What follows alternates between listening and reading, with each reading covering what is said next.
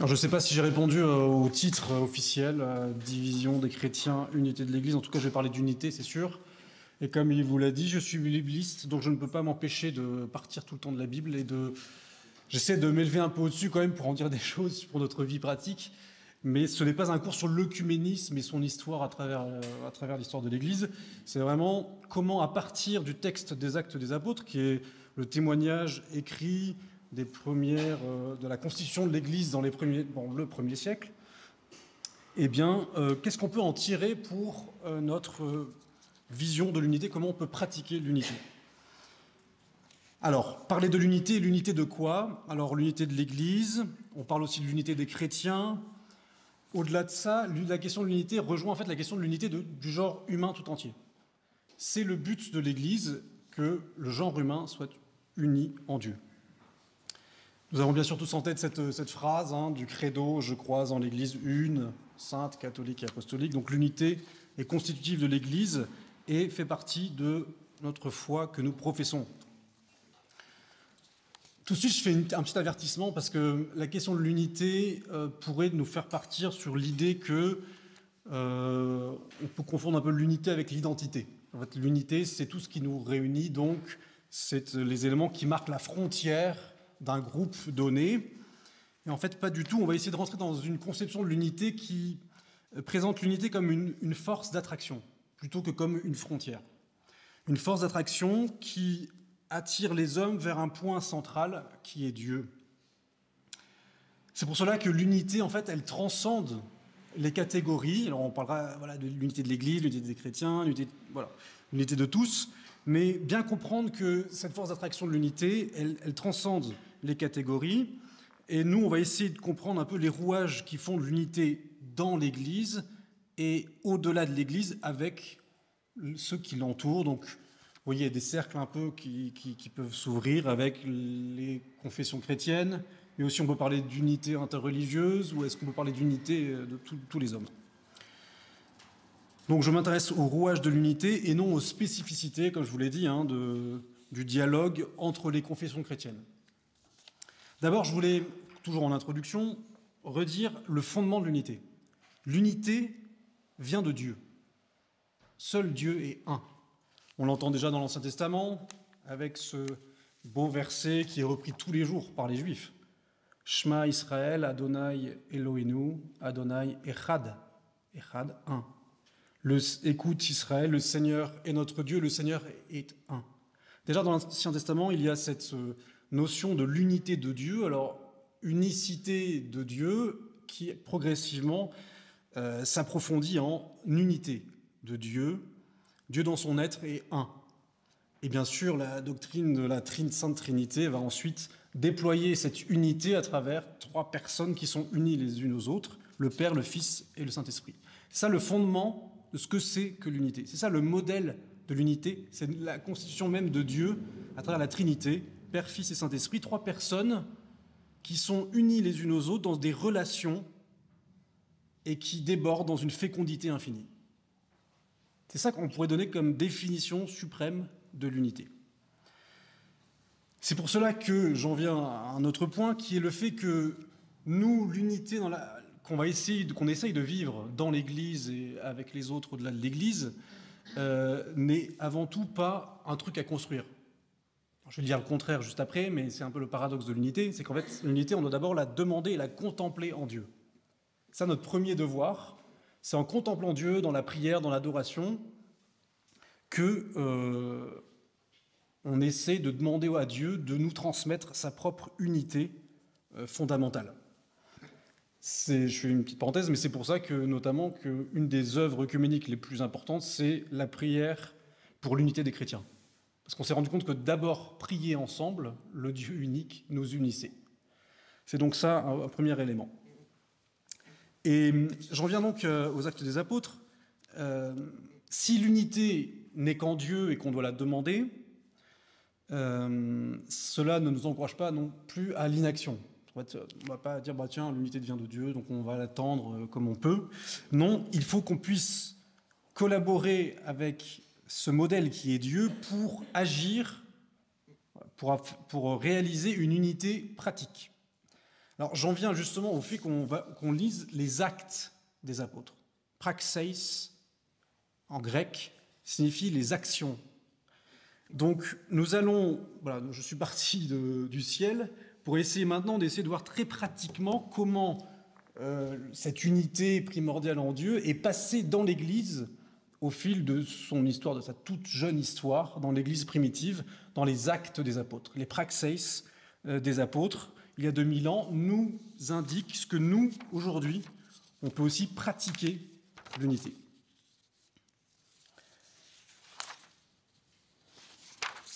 Donc, on va essayer de recueillir la question de l'unité au niveau pratique.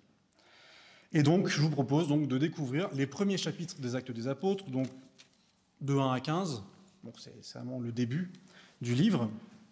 Et on va essayer, donc, comme vous avez sur la feuille de route, là sur la feuille, de parcourir 7 actes, 7 petits épisodes qui vont nous donner 7 facettes de comment l'unité a été accueillie dans l'Église au fur et à mesure de sa constitution.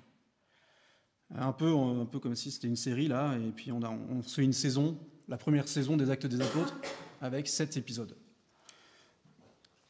Donc je vous propose qu'on parcourt ces 7 épisodes, et à chaque fois qu'on essaie de voir qu'est-ce qu'on peut en retenir comme enseignement pour notre pratique de l'unité au quotidien, dans l'Église et au-delà de l'Église. Je réinsiste sur cela. Tout ce que je vais dire marche à la fois pour comment moi, dans l'Église, je me positionne par rapport aux autres, comment mon groupe, le groupe Mission, se positionne par rapport aux autres, comment ma paroisse est en relation avec les autres, comment les diocèses sont en relation avec les autres, donc à l'intérieur de l'Église. Vous voyez qu'il y a de multiples entités qui sont en relation les unes avec les autres, mais même à ce niveau-là, on comprend bien que ce n'est pas facile, l'unité. On le voit très bien. Hein. De plus en plus, d'ailleurs, les divisions dans l'Église sont nombreuses. Et on pourra appliquer ce qu'on reçoit là aussi à un deuxième niveau, à celui de l'œcuménisme, comment l'Église catholique est en relation avec les autres confessions chrétiennes, principalement les orthodoxes et les protestants. Donc j'en viens tout de suite au premier acte, qui est, alors j'ai fait un petit peu de jeu de mots avec acte 1, voilà, c'est juste ça, mais en fait ça ne correspond pas au chapitre 1. À chaque fois il y a un chapitre éventuellement différent des actes des apôtres. En tout cas, donc l'acte 1, je vous propose de regarder comment... Ah oui, pardon, j'ai oublié de dire, en fait, c'est que je veux aussi partir d'épisodes qui marquent des crises dans l'Église primitive. Donc on part d'une crise, et comment l'Église surmonte la crise et apprend, au fil de son histoire, l'unité. Le premier acte, c'est la crise de la trahison, le choix de Matthias au chapitre 1 des Actes des Apôtres. Sûrement, ces épisodes, vous les avez un peu en tête, peut-être que vous n'avez plus trop en tête. Vous pourrez après aller les revoir si ça vous intéresse pour aller voir un point ou l'autre. À chaque fois, j'essaie de résumer un petit peu ce que l'épisode nous dit. Donc la première crise de l'Église est avant même la Pentecôte, quand il va falloir reconstituer le corps des apôtres, puisque Judas, bien sûr, a trahi Jésus et s'est suicidé. Et donc ce corps est présenté après l'ascension de manière déjà unie. Ce corps est uni, on nous dit, au verset 13, « À leur retour, ils montèrent dans la chambre haute où se trouvaient Pierre, Jacques et Jean, etc.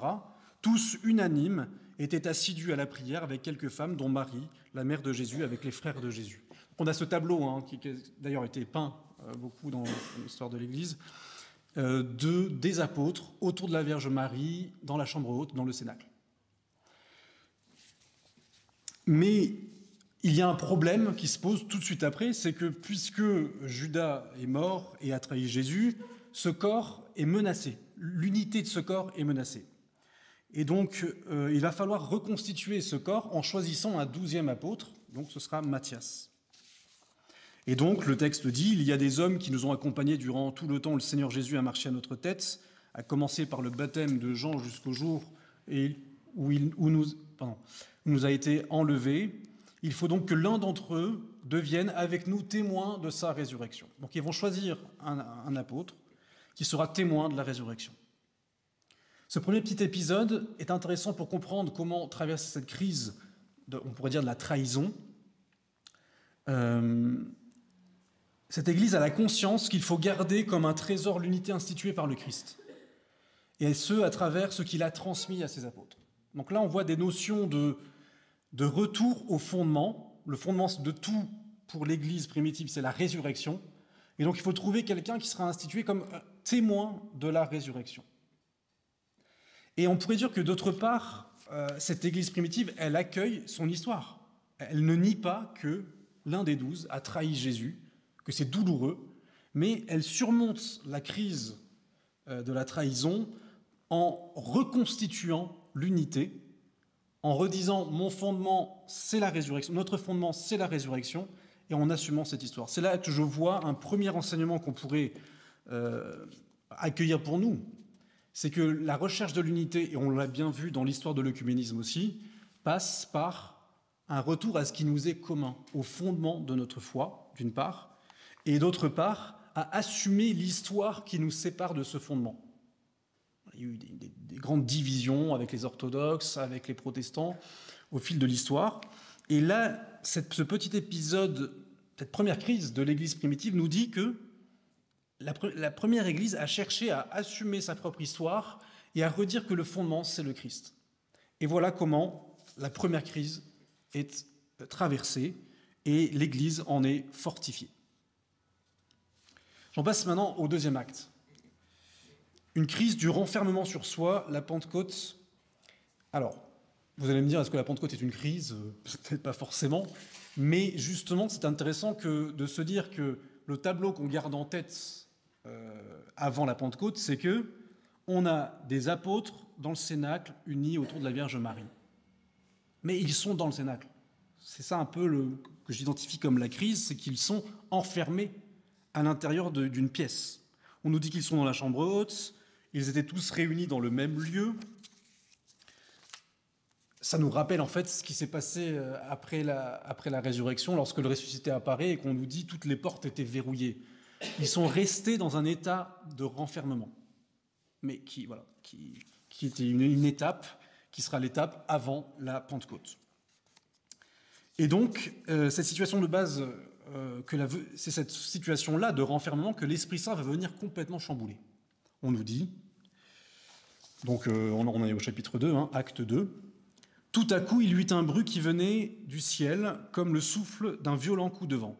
La maison où il se tenait en fut toute remplie, alors leur apparut comme des langues de feu qui se partageaient et s'en posa sur chacun d'eux. Ils furent tous remplis d'Esprit Saint et se mirent à parler en d'autres langues, comme l'Esprit leur donnait de s'exprimer. » Vous connaissez bien ce texte de la Pentecôte. Je retiens quelques éléments. C'est que, en passant la première crise qui vient mettre en échec l'unité qui était la trahison, ils ont réussi à garder cette unité, mais cette unité ne s'est pas encore ouverte au monde. Et c'est ce qui se passe donc à la Pentecôte. Le don de l'ouverture au monde leur est donné par le don de l'Esprit Saint. Ils reçoivent une langue et ils commencent à proclamer à d'autres la bonne nouvelle. Ils sortent de leur chambre haute pour aller proclamer l'Évangile. Il y a un seul feu, nous dit le texte, qui se sépare en plusieurs langues. Donc il y a un mouvement d'ouverture qui leur est donné, qui s'inscrit dans une certaine diversité. Donc vous voyez, une autre chose est donnée à travers cette crise du renfermement. Il y a quelque chose qui leur est donné de s'ouvrir à d'autres réalités et à proclamer au monde la bonne nouvelle. Le récit de la Pentecôte met en avant l'expérience la plus fondamentale de l'Église des premiers temps. L'Église vit donc de son ouverture au monde et de sa mission. J'étais avec des jeunes en responsabilité ce week-end et Monseigneur Alvin rappelait cette chose. Dans les Actes des Apôtres, ce qu'on voit, c'est que, avant d'être structurée, on peut penser qu'en fait, l'Église s'est structurée puis est partie en mission. En fait, elle est partie en mission, la fleur au fusil, et au fur et à mesure, elle s'est structurée. Cela signifie que la mission est vraiment à l'origine de l'Église et même est un principe d'unité de l'Église. L'Église est une parce qu'elle est missionnaire, parce qu'elle sort. Vous voyez qu'il y a une espèce de paradoxe. Parce qu'elle sort vers la diversité, parce qu'elle s'ouvre à d'autres, elle vit quelque chose de l'unité. C'est assez mystérieux, mais c'est ce que nous dit l'histoire de l'Église primitive et ce que nous pouvons faire aussi cette expérience-là dans la mission. Donc vous voyez que conscience de notre origine commune passée qu'on avait dans le fondement de la résurrection va de pair avec un deuxième mouvement, qui est un double mouvement, à la fois de consolider qui on est à partir de son fondement et à la fois d'ouverture vers le monde dans sa diversité.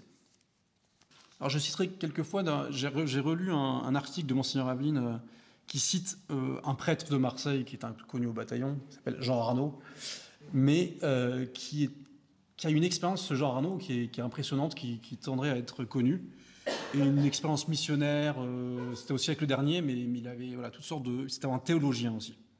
Et donc, Monseigneur Aveline décrit dans un de ses articles toute sa vie, et il dit cela, et à mon avis, ça illustre bien cette idée de l'ouverture qui est fondement de l'unité. Jean Arnaud était convaincu que c'est la conscience commune de la mission qui fera avancer la marche de l'unité. La conscience commune de la mission qui fera avancer la marche vers l'unité. L'unité ne nous sera donnée que si nous regardons ensemble le monde à évangéliser. L'unité ne nous sera donnée que si nous regardons ensemble le monde à évangéliser. Donc c'est vrai à l'intérieur de l'Église, de tous être en mission, ce sera le but du 9 décembre, petit teasing, pub, donc vous êtes tous invités, et être en mission ensemble avec des gens différents, eh bien ça nous unit. Voilà une deuxième vérité que nous pouvons accueillir des Actes des Apôtres. J'en arrive à la troisième crise, la crise de la persécution. Parce que, dans un premier temps, l'Église a compris son fondement, ensuite elle s'est ouverte par la force de l'Esprit Saint, mais en s'ouvrant, bien évidemment, elle se confronte au rejet du monde. Et là, on arrive à une nouvelle crise qui va arriver, qui va enseigner l'Église encore sur une dimension de l'unité. Alors là, je bascule donc au chapitre 3, au chapitre 4 des Actes des Apôtres. Et dans ce chapitre 4, sur l'ensemble du chapitre 4, on a donc Saint Pierre et Saint Jean qui vont faire un miracle, qui vont guérir un impotent, qui va en fait donner lieu à un discours de Pierre, qui vont se faire arrêter par le Sanhédrin et ils vont comparaître devant le Sanhédrin. Donc vous voyez, cet ensemble qui montre la persécution des apôtres est encadré, vous regarderez, par ce qu'on appelle des sommaires, qui sont des petits textes qui résument la vie de la communauté chrétienne dans les premiers temps de l'Église. Je lis 2 passages de ces sommaires. Vous les connaissez sûrement, vous les avez sûrement en tête. Ils étaient assidus à l'enseignement des apôtres, à la communion fraternelle, à la fraction du pain. Ils mettaient tout en commun. Ils étaient unanimes. Ils se rendaient chaque jour assidûment au temple, etc. La multitude de ceux qui étaient devenus croyants n'avait qu'un seul cœur et qu'une seule âme. Nul ne considérait comme sa propriété l'un quelconque de ses biens. Au contraire, ils mettaient tout en commun. Je voulais revenir sur ces sommaires parce qu'au milieu de cette crise de la persécution, on se rend compte qu'il y a une espèce de mouvement paradoxal. Plus on les persécute, les chrétiens, plus ils sont unis les uns aux autres. Et ça, c'est assez fondamental aussi à remarquer et de voir comment justement cette unité se met en place autour d'un mot. Je donnerai 2 mots en grec pendant ce topo. Vous pouvez les retenir, de toute façon le premier est très facile, c'est la koinonia. La koinonia, c'est un mot grec qui a donné le mot communion, mais la communion ne nous dit plus rien aujourd'hui en français. Ici, la koinonia est plus une mise en commun. On l'a entendu plusieurs fois dans ce passage, il y a une mise en commun des biens. Une mise en commun avec un partage. Donc en gros, c'est le fait que des gens différents partagent quelque chose qu'ils ont et qu'ils le mettent en commun pour le bien de tous. En gros, c'est ça, je pourrais dire la définition de la koinonia. Ils mettaient tout en commun, ils étaient unanimes, ils n'avaient qu'un seul cœur et qu'une seule âme. Donc, nous voyons que, à travers cette question de la koinonia, il y a donc une mise en commun du bien que j'ai. Et donc, c'est là ce qu'on pourrait en tirer pour nous, à travers ce passage et cette notion de koinonia au cœur de la persécution, c'est que chaque membre, chaque entité qui est différente des autres, soit dans l'Église, soit les églises entre elles, ont toutes quelque chose à mettre en commun. Ça peut être un charisme, un talent, voilà. Et du coup, on retrouve un peu l'image du corps et des membres que saint Paul prend. Les membres participent tous au bien du corps entier. Et donc pour nous, l'unité de l'Église tient de ce fait que chacun peut apporter quelque chose, peut apporter ce qu'il est, avec sa différence. Et dans l'œcuménisme, cela vaut aussi, même pour on peut considérer que les églises que d'autres confessions non catholiques peuvent nous apporter quelque chose. Et que nous, on a quelque chose à leur apporter. C'est là que je cite à nouveau Jean Arnaud, que maintenant vous connaissez très bien, mais qui a une très belle phrase, enfin c'est Monseigneur Avienne encore une fois qui raconte sa vie et qui le cite. Et alors je vais citer directement Jean Arnaud. Il raconte comment en fait chaque confession chrétienne apporte quelque chose aux autres et qu'il manque quelque chose chez chacun. Il dit « L'humanisme et la tendresse catholique manquent aux églises de la Réforme, les protestants. L'amour de la parole de Dieu enraciné dans l'âme protestante manque beaucoup à de nombreux catholiques. La joie de l'Esprit Saint, le goût du paradis qui imprègne les églises d'Orient, manque cruellement aux chrétiens d'Occident. » Vous voyez, il résume ce qui manque un peu à chacun et comment le mettre en commun serait une richesse énorme. Donc voilà un troisième élément qu'on peut accueillir de cette histoire de l'Église dans les Actes des Apôtres.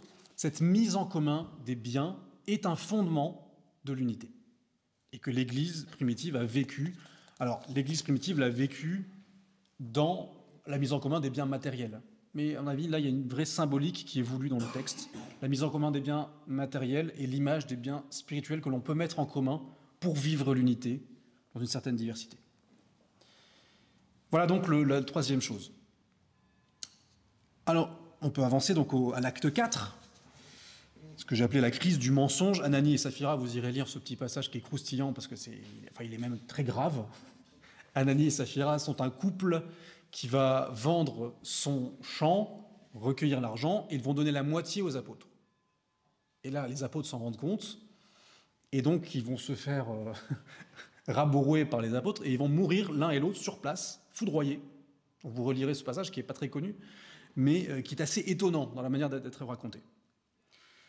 Ce qu'il faut savoir, c'est que juste avant ce passage, c'est un certain Barnabé qu'on connaît, Paul et Barnabé dans les Actes des Apôtres, un certain Barnabé qui apparaît sur le devant de la scène et qui vend, pareil, un champ et qui apporte toute la somme aux pieds des apôtres. Donc on est bien dans cette koinonia qui consiste à prendre tous ces biens et les mettre en commun.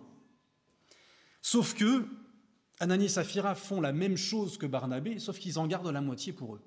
Et ils ne le disent pas. En fait, le problème qui se pose aux apôtres, devant Ananie et Saphira, ils le disent eux-mêmes, donc je vais citer quand même ce que dit Pierre, ce que répond Pierre à Ananie. Ananie, pourquoi Satan a-t-il rempli ton cœur? Tu as menti à l'Esprit Saint et tu as retenu une partie du prix du terrain. Ne pouvais-tu pas le garder sans le vendre, ou si tu le vendais, disposer du prix à ton gré? Comment ce projet a-t-il pu te venir au cœur? Ce n'est pas aux hommes que tu as menti, c'est à Dieu. Voilà, vous voyez comment Pierre reproche à Ananie son acte. Et en fait, ce qu'il reproche derrière, ce n'est pas le fait d'avoir donné que la moitié, matériellement. Ils pouvaient donner ce qu'ils voulaient. Mais ils ont fait semblant de tout donner, alors qu'ils en avaient gardé une partie pour eux, personnellement. Et donc là, ils meurent sur place, foudroyés. Bon. C'est donc le mensonge et la dissimulation qui est pointé derrière cet épisode et qui vient détruire l'unité. Ceci nous dit quelque chose de fondamental pour l'unité chrétienne, c'est qu'elle se nourrit de transparence et de vérité. C'est là que je veux introduire un deuxième mot, qui est le mot un peu moins connu peut-être, qui est le mot de la parousia. La parousia, dans les Actes des Apôtres, dans le Nouveau Testament, est un mot très utilisé, qu'on traduit souvent par assurance. Les apôtres parlent avec assurance à tous ceux à qui ils proclament l'Évangile. C'est surtout ça, ce contexte. Mais je détourne un peu le mot pour dire qu'on peut parler avec assurance avec son frère à qui on a quelque chose à reprocher. Ce qu'on appelle la correction fraternelle. Une meilleure traduction de parousia, c'est le franc-parler. Pour vivre l'unité dans l'Église et en dehors, il faut à tout prix utiliser le franc-parler. Il faut se dire les choses franchement. Il faut se dire la vérité les uns aux autres. Si on entre dans une espèce d'unité molle qui consiste à, oui, on va essayer de faire des consensus, non. Il faut pointer ce qu'il y a de différent entre nous. Il faut se le dire avec franchise. Et donc ça, c'est très important, et c'est ce qui se passe ici. C'est ce qui est reproché à Ananie et Saphira, c'est qu'ils font dans la demi-mesure, ils camouflent un peu ce qu'ils font. Non. Les apôtres disent, c'est pas possible. Tu mens à Dieu en nous mentant et en dissimulant. Voilà donc un élément qu'on peut encore intégrer à cette question de l'unité. Voilà, un fondement sur lequel qu'on reconnaît ensemble, une ouverture à tous. Et puis voilà cette question donc du franc-parler les uns avec les autres qui est fondamentale. Même entre vous, hein, enfin, c'est quelque chose de pas évident, hein, la correction fraternelle, se dire les choses dans l'organisation d'un événement, c'est quelque chose de fondamental aussi pour conserver l'unité. Parfois on se dit mais c'est dur, oui, mais c'est fondamental. Et je vais citer encore une fois, alors pas Jean Arnaud, une phrase qui est dans ce même article de Monseigneur Aveline. C'est en fait une phrase qui vient du patriarche Athénagoras en 1964 et qui dans le cadre d'une rencontre œcuménique. Et il disait cette petite phrase, un peu punchline, « Là où les mots se heurtent, les saints se comprennent ». On comprend un peu le côté aussi orthodoxe du truc, il faut aller au charbon, il faut aller au débat pour pouvoir rentrer dans un dialogue où on va arriver à se comprendre. Là où se heurtent les mots, les saints se comprennent. Voilà, c'est dans un dialogue franc que se construit l'unité, et c'est ce que comprennent les apôtres à ce moment de l'Église. Je fais une petite parenthèse, mais il y a un autre passage que vous irez voir dans l'Épître aux Galates, qui est très intéressant, où carrément Paul va frontalement affronter Saint-Pierre. Saint Paul et Saint-Pierre vont se friter, mais grave, parce que Pierre va manger avec les pagano-chrétiens. Enfin voilà, il a aussi une certaine duplicité, donc je ne vais pas revenir sur l'ensemble de l'épisode, mais vous voyez, même entre les grands apôtres, enfin les apôtres, il y a des dissensions très fortes, et Saint Paul présente cela dans une de ses lettres comme un exemple de franc-parler. Il faut se dire les choses quand il y a une crise.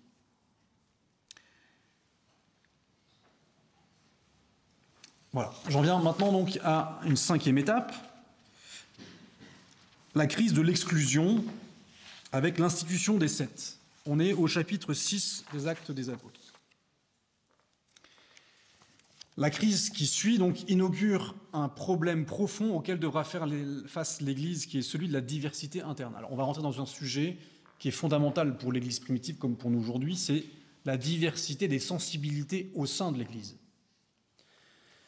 Et on en voit un premier exemple, là, dans cet acte 4, et ensuite on verra dans l'acte 5, qui, dans un premier temps, on nous parle de deux catégories de chrétiens à ce niveau des Actes des Apôtres, qui ne sont pas encore les païens et les juifs, mais qui sont en fait ce qu'on appelle le groupe des hellénistes.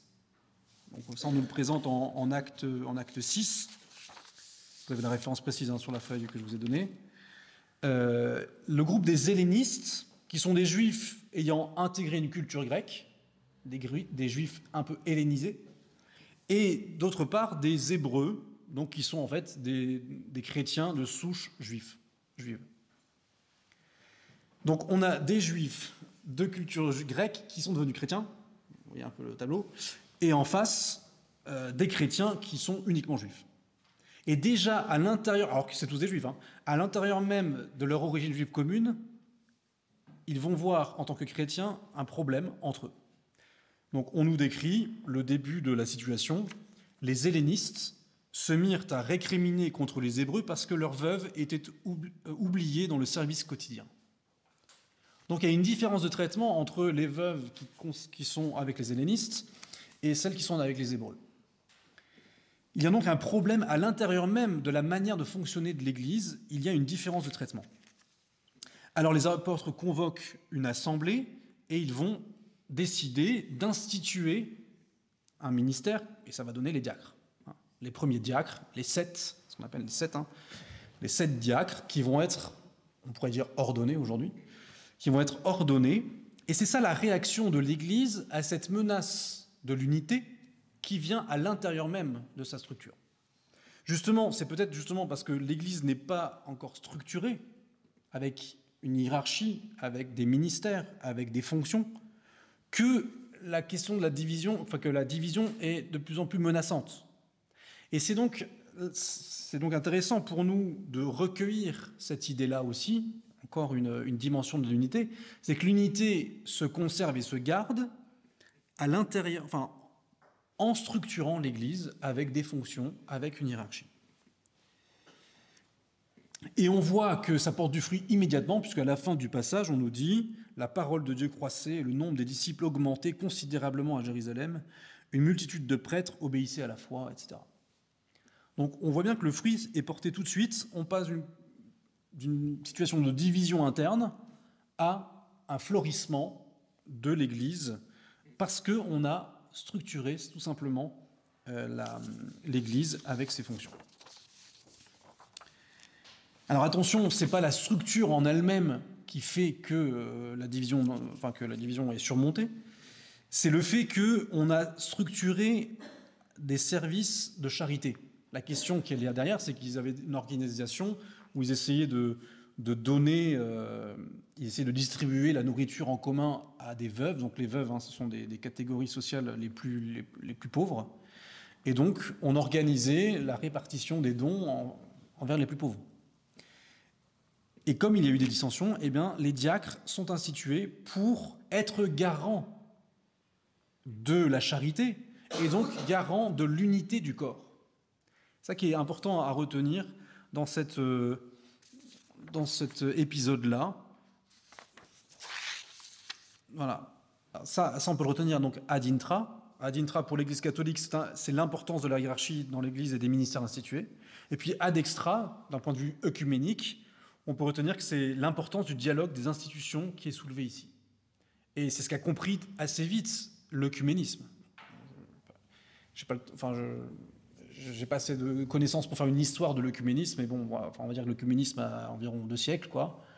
Et assez rapidement, des institutions se sont créées, des structures transversales aux églises séparées, pour, à travers ces structures, entrer en dialogue.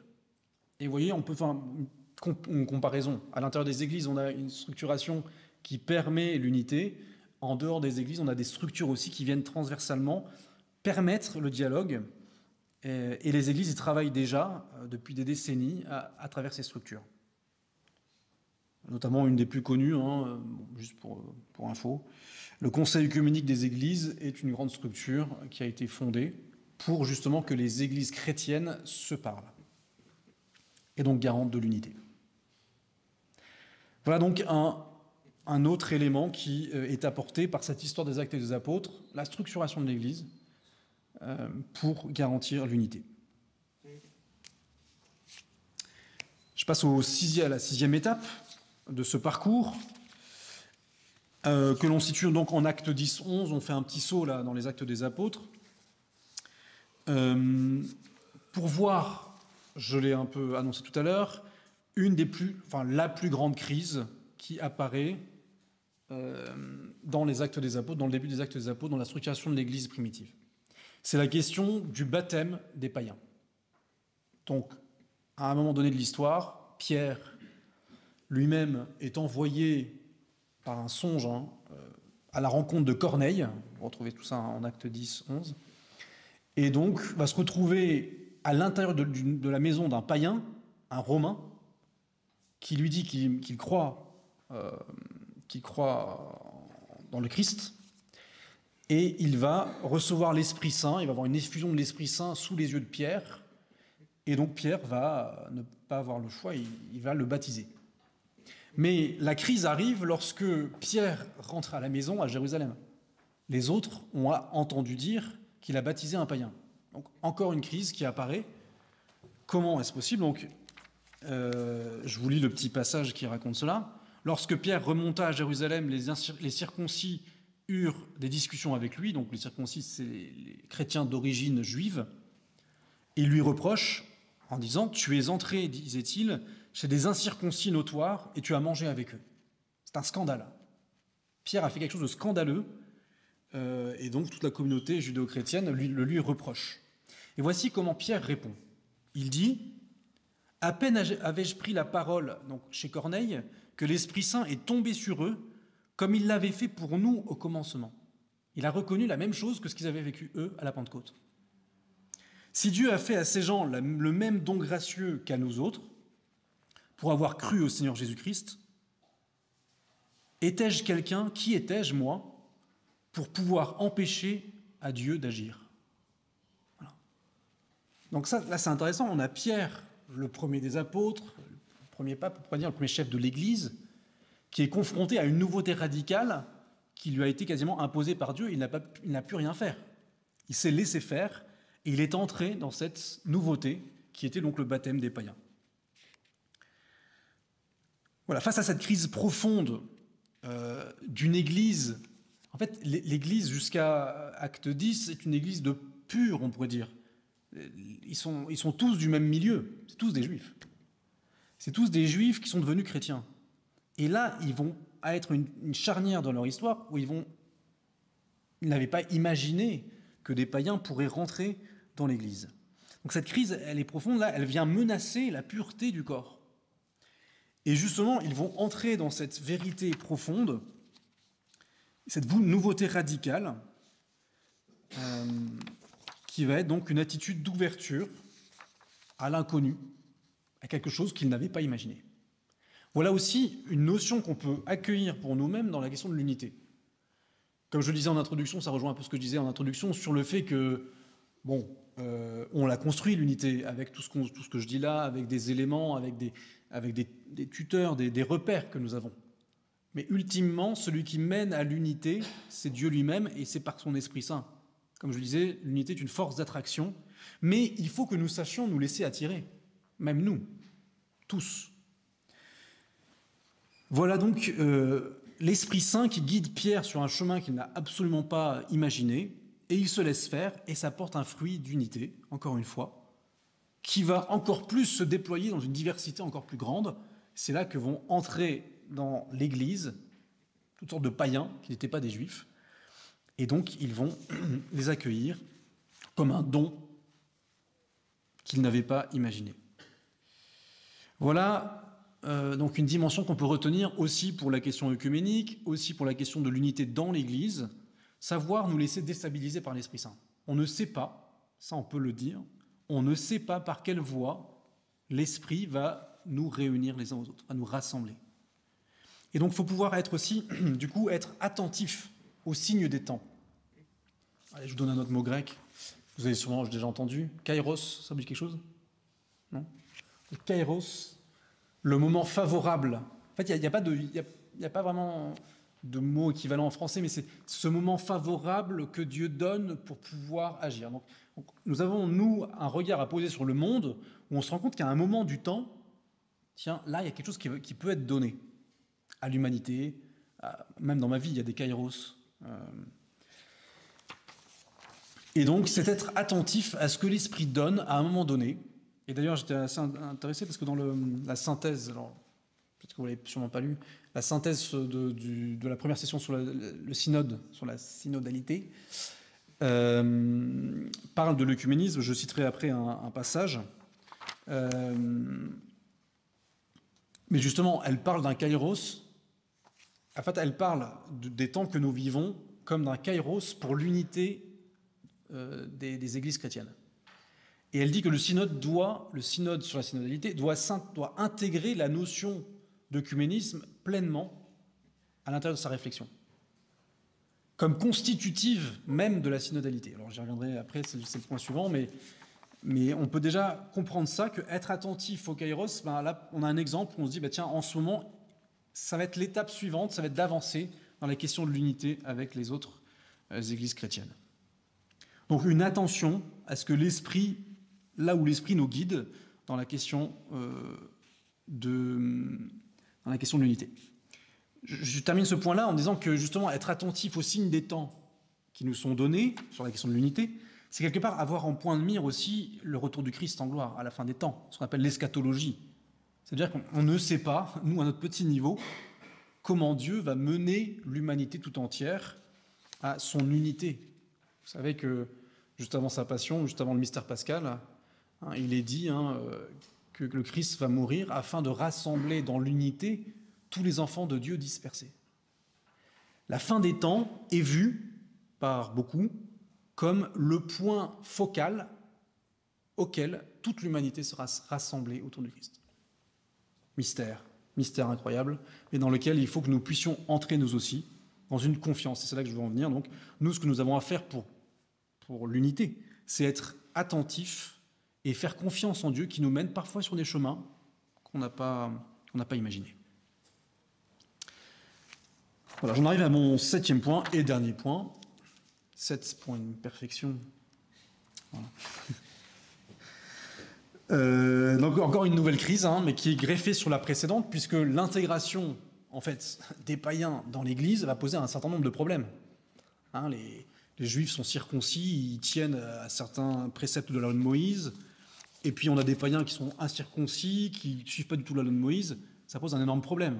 Donc au sein des pratiques chrétiennes de cette Église qui grandit, qui se structure, qui apprend de son unité, il y a encore un problème qui se pose, c'est que dans les pratiques, elles sont complètement différentes. Et donc, le problème va se poser très fortement lorsque il y a donc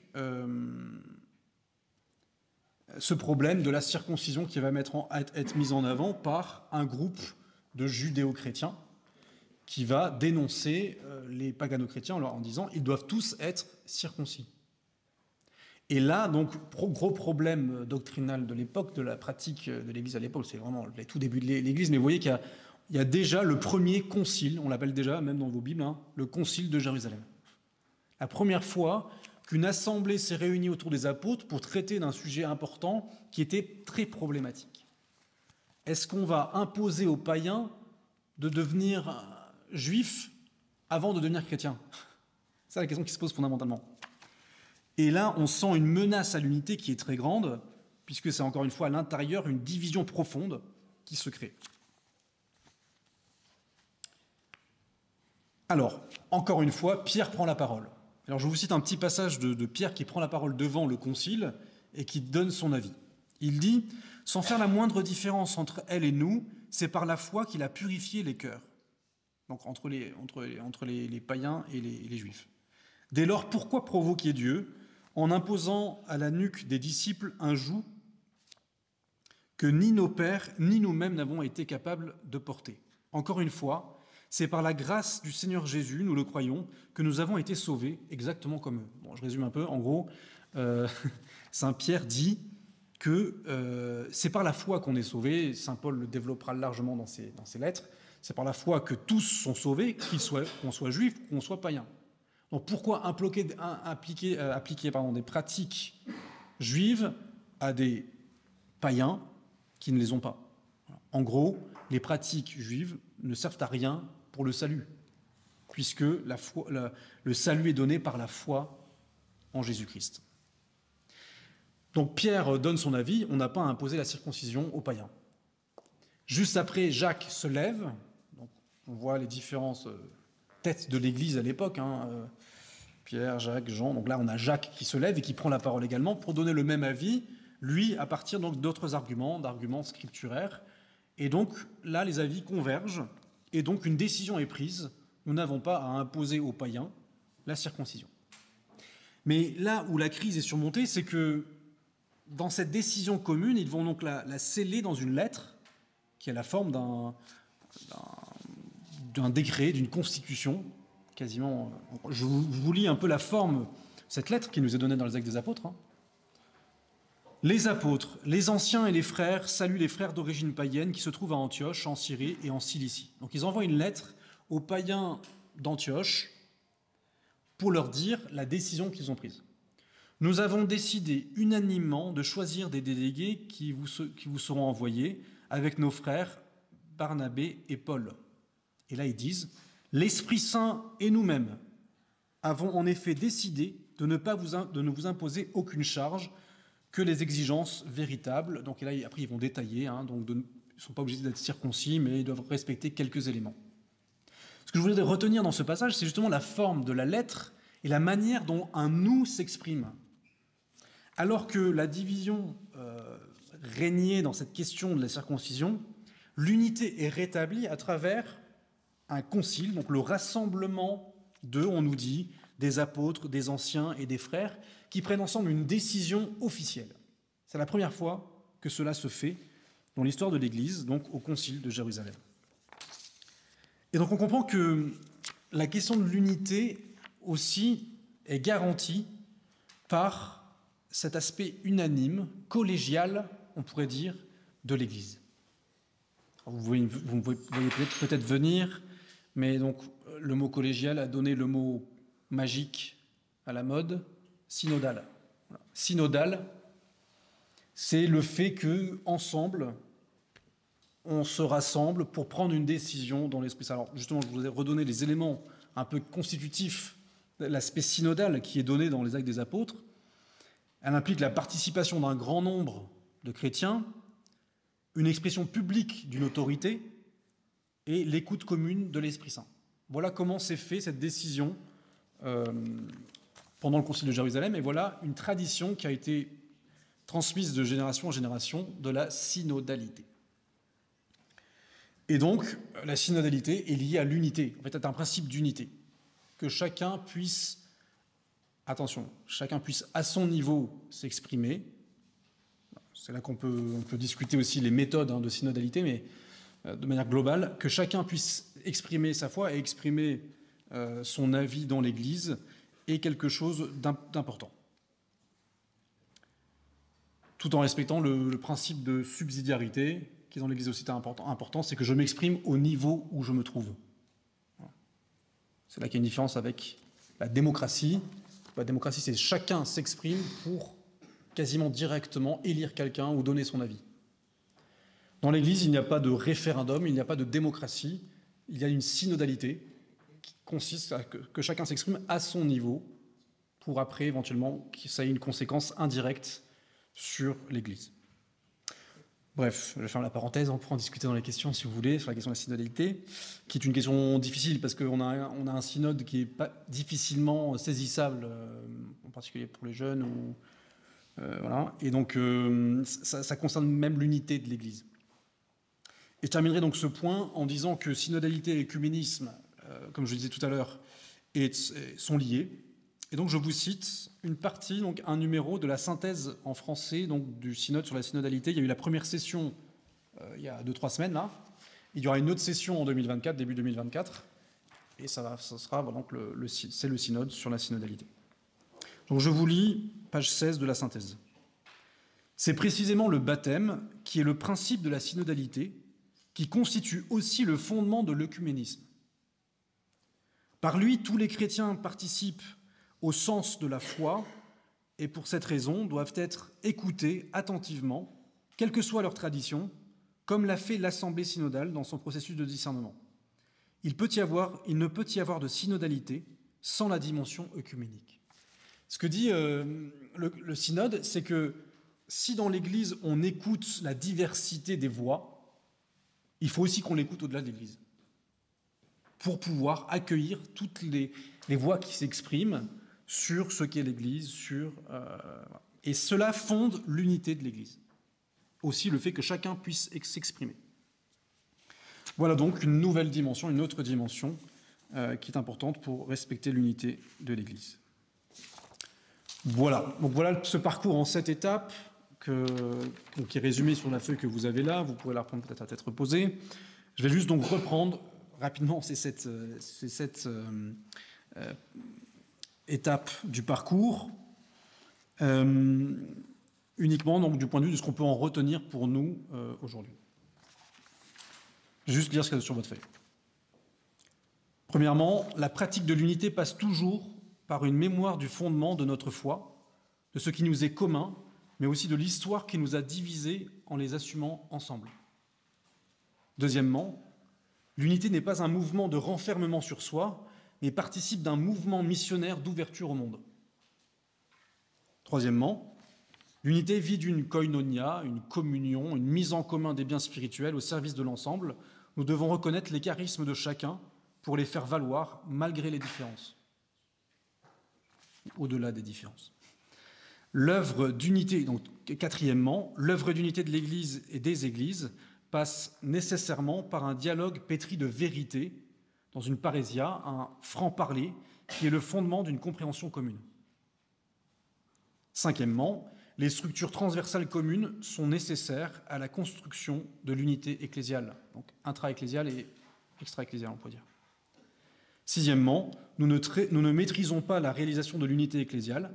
Nous avons un devoir d'abandon et de confiance en l'œuvre de l'Esprit Saint.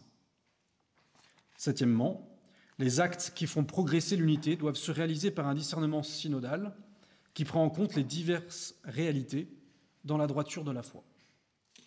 Donc voilà ce parcours d'ensemble que je voulais vous présenter.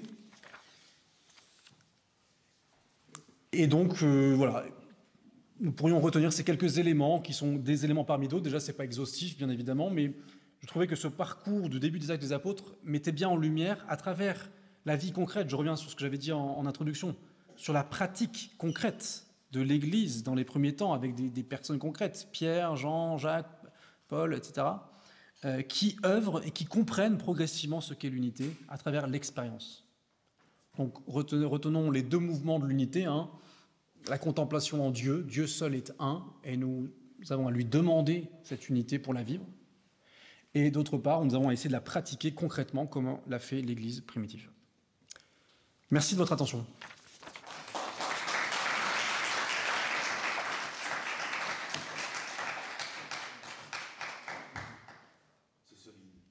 C'est solide. Ouais. Est-ce qu'il y aurait quelques questions?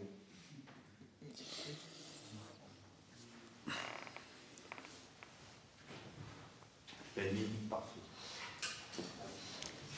Si vous n'avez pas de questions, moi après j'ai des questions pour vous. Écoutez, moi j'ai quelques incompréhensions par rapport à ce que vous avez dit sur ce que disait que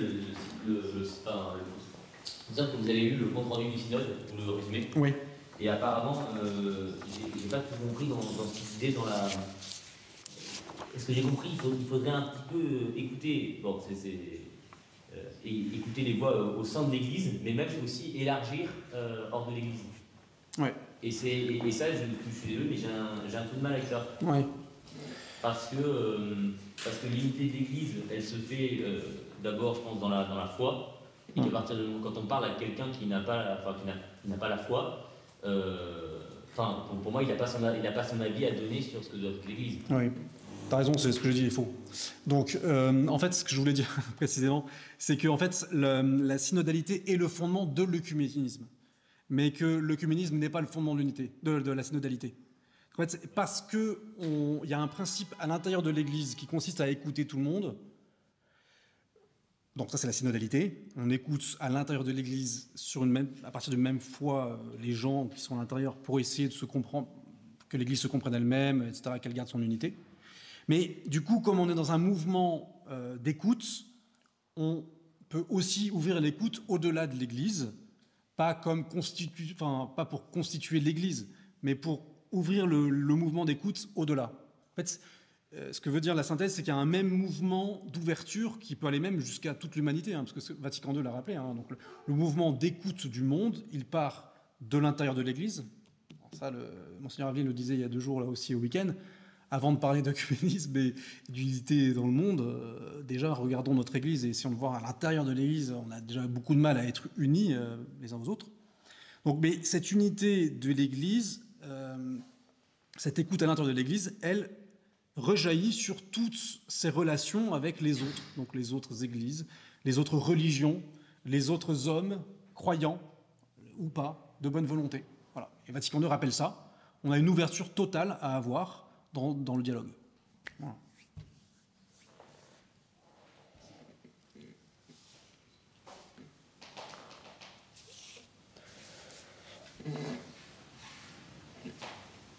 Je peux vous poser une question ?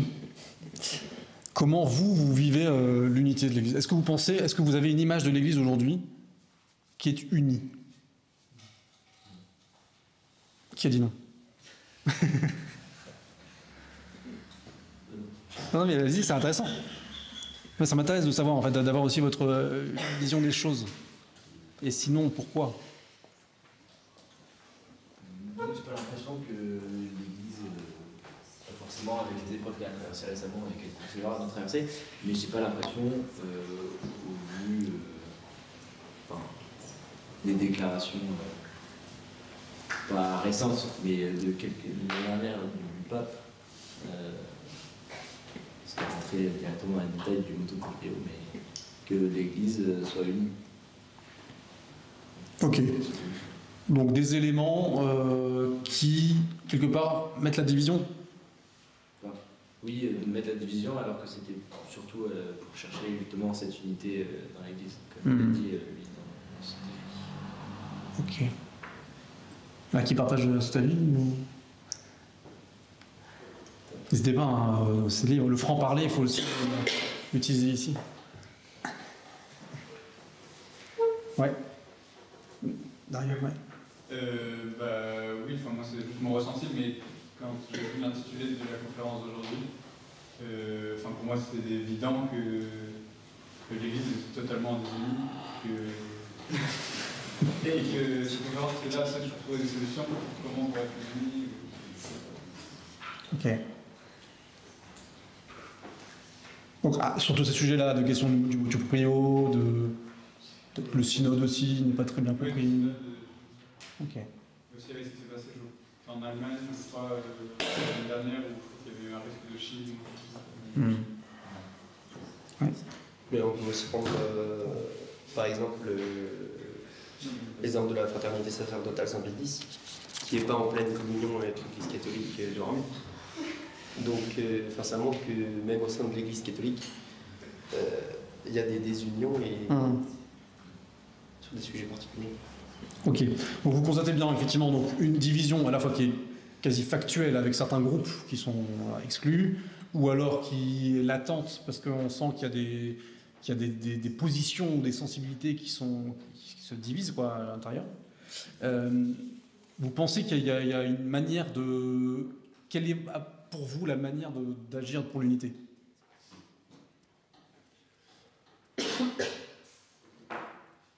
Ouais. Moi, on m'a raconté une petite histoire, je ne sais pas si c'est une parabole, mais que Jésus aurait expliqué que s'il y avait un groupe de personnes qui essaient tous de se rapprocher de Jésus, forcément elles se rapprocheraient les unes des autres. Donc en fait, on était unis en essayant tous d'être les meilleurs chrétiens possibles, essayant tous de se rapprocher de Jésus, c'est la manière qu'on pourrait avoir de se rapprocher les uns des autres. Donc ça dépend du fait que chacun fasse l'effort de regarder vers le même point. Ouais. Hein ? Ok. Moi, je pense que le plus important, c'est la recherche de la vérité. Donc, si tout le monde recherche la vérité, comme il n'y a qu'une seule vérité, à terme, on devrait tous finir unis et être d'accord. Bon, après, dans les faits, c'est un peu plus compliqué que ça. Mais je pense que le principe est là et qu'on ne devrait pas faire passer l'unité par exemple, l'unité de l'Église avant la vérité. Dans le sens où... Donc tu penses qu'il y a un conflit entre l'unité et la vérité ? Il ne devrait pas y avoir de conflit, puisqu'il n'y a qu'une seule vérité, donc a priori, si tout le monde cherche la vérité, on tombe tous au même endroit.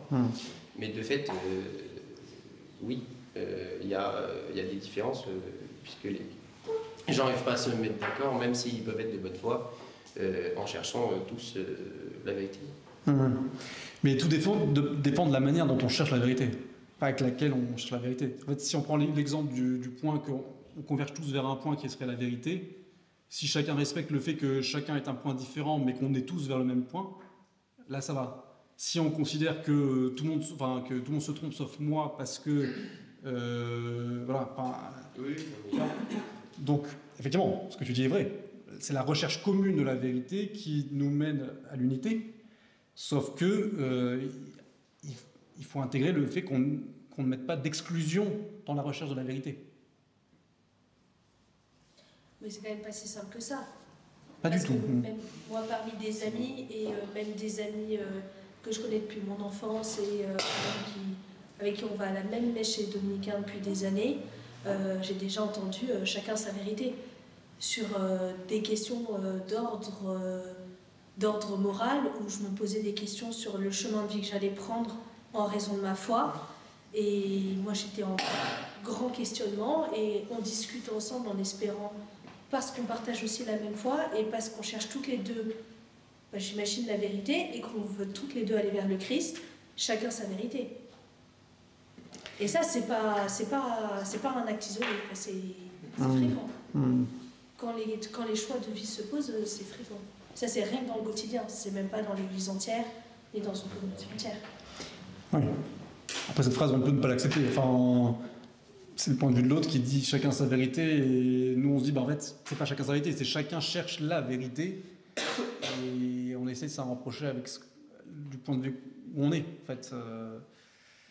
Mais le tout est de dire, moi, je cherche la vérité, et avec ce que j'ai, comme tu dis, hein, ce que j'ai reçu, ce que j'ai, je pointe vers cette vérité.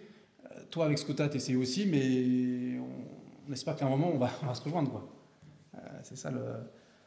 Mais dans un infini respect que l'autre voilà, n'a pas forcément les mêmes données, les mêmes points de vue. Ça ne veut pas dire qu'il y a plusieurs vérités, mais ça veut dire qu'on n'est pas du même point de vue. Après, on peut être plus ou moins proche de la vérité, hein. C'est ça aussi la question de la proximité. Mais ce que je veux dire, c'est que en fait, c'est le psaume qui le dit, hein, amour et vérité se rencontrent, justice et paix s'embrassent. C'est qu'on ne peut pas ériger la recherche de la vérité uniquement sans appliquer aussi la charité. La charité est aussi le principe qui unifie malgré la différence. Mais c'est là que le problème, c'est que dès qu'on entend charité, amour, on se dit oui, en fait, on réduit la vérité. Non. La vérité, c'est une vérité dans l'amour. Et l'amour, c'est un amour vrai dans la vérité de ce qu'on croit. Donc les deux sont toujours ensemble. Et c'est cette alliance de l'amour et de la vérité qui permet à chacun de chercher honnêtement ce point de convergence et qui permet de ne pas exclure l'autre tout en disant que moi je pense que je suis sur la bonne voie. Voilà. C'est toujours des équilibres très, très fins et très difficiles, hein, mais... Est-ce que vous pouvez nous parler du coup un peu des points de convergence et des points de divergence entre les chrétiens? Oui. Parce que du coup tout le monde cherche à suivre le Christ. En fait, ce qui est intéressant, c'est qu'à travers les chrétiens donc orthodoxes, de manière générale, les trois grandes églises, donc catholiques, orthodoxes, protestants, il y a des points donc de divergence théologique, mais qui sont aussi et en même temps des points historiques. C'est en fait des réalités historiques très anciennes où il y a eu des affrontements aussi humains. Et donc tout cela est mêlé entre histoire et théologie. Par exemple, avec les orthodoxes, on cite souvent la question du filioque. Il procède donc du Père et du Fils. Le Saint-Esprit procède du Père et, à une certaine époque, on a rajouté « et du Fils ». Ça, c'est un élément d'achoppement qui n'est plus tellement réel aujourd'hui, en fait, parce que, quelque part, on a compris qu'on se comprenait, mais avec des mots différents, etc. Mais c'est une question de vision de la Trinité. L'Esprit Saint procède bien du Père et du Fils, mais voilà, les orthodoxes le formulent autrement. Ils considèrent que c'est vraiment le Père qui est la source de tout, qui est l'origine sans origine de tout, et donc que l'Esprit Saint procède avant tout du Père. Bon, on ne va pas rentrer dans tous les détails théologiques, mais c'est un exemple, le filioque, mais qui a été érigé progressivement comme un cheval de bataille pour dire on n'est pas d'accord, etc. Mais fondamentalement, par exemple, la séparation entre l'Église orthodoxe et l'Église catholique est due beaucoup aussi au fait qu'il y a eu le sac de Constantinople par les croisés. Au passage, en allant en Terre Sainte, ils sont un petit peu arrêtés à Constantinople et ils ont tout défoncé. Donc, historiquement, vous voyez comment... Bon, voilà, je ne suis pas historien particulièrement, mais vous voyez comment, en fait, des sujets théologiques et de l'histoire blessée viennent se mettre ensemble pour créer quelque chose qui paraît une pierre d'achoppement totale. Mais donc, ce que j'ai dit sur mon premier point, reconnaître notre origine commune et accepter qu'à ce moment de l'histoire, il y a eu une erreur.